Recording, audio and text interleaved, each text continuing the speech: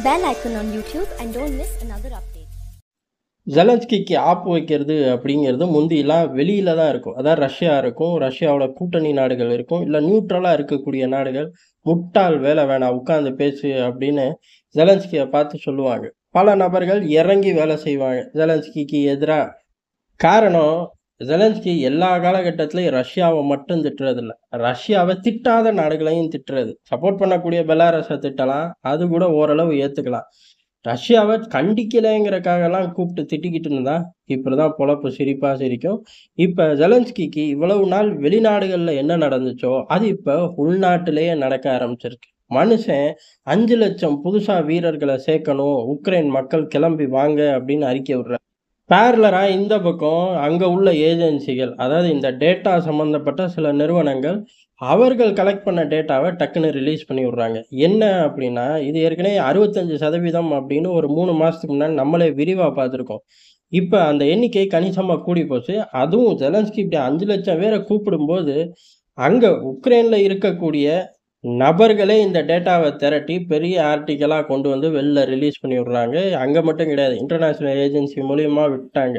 அதனால உலகம் பூரா ஃப்ளாஷ் ஆகணும் அப்படிங்கிறதான் அவர்கள் எண்ணம். என்ன அப்படின்னா, உக்ரைன் மக்களை பொறுத்த வரையும் இந்த யுத்தத்தில் ஜெயிச்சிருவோம் அப்படிங்கிற ஒரு மனநிலை தான். ஆனால் 90%க்கும் மாணவர்கள் உக்ரைன் ஜெயிக்கிறக்காக நம்ம போய் யுத்தம் செய்வோம் அப்படிங்கிற கேட்டகிரியிலே இல்லை, தப்பிச்சு ஓடுறதுல தான் இருக்கார்கள். காரணம் ஒன்றே ஒன்று தான், இந்த யுத்தமே ஒரு தேவையில்லாத விஷயம். அதுலேயும் இந்த யுத்தத்தில் ரொம்ப ஆக்கப்பூர்வமாகவோ இல்லை வெற்றியை நோக்கியோ பயணிக்கிறதே இல்லை.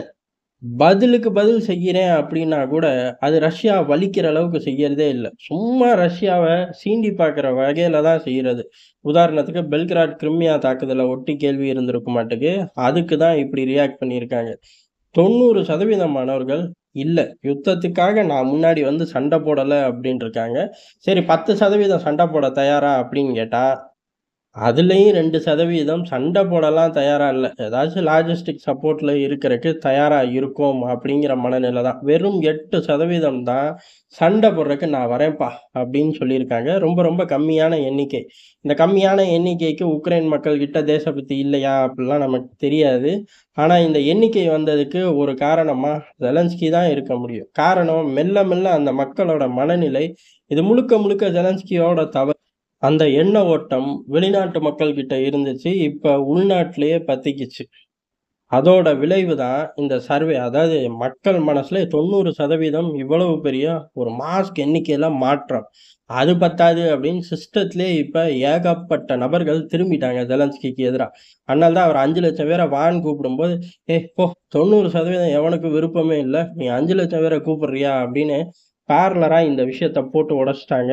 இது வரும் நாட்கள் ஜெலன்ஸ்கிக்கு தலைவலி இல்லை, ஜெலன்ஸ்கியை பிடிச்சி ஆட்டி வைக்கிச்சு நினைச்சதை சாதிச்சுக்கிட்டு இருக்க அமெரிக்காவுக்கு தான் தலைவலி. எப்போயுமே அமெரிக்காவுக்கு இதுதான் நிலைமை. உள்ளுக்குள்ள நுழைஞ்சதுக்கப்புறம் உள்ளூர் மக்களோட சப்போர்ட்டை அமெரிக்கா இழந்துக்கிட்டே வரும். அதைத்தான் இப்போ நம்ம உக்ரைன் களத்துக்குள்ளேயும் பார்க்குறோம்.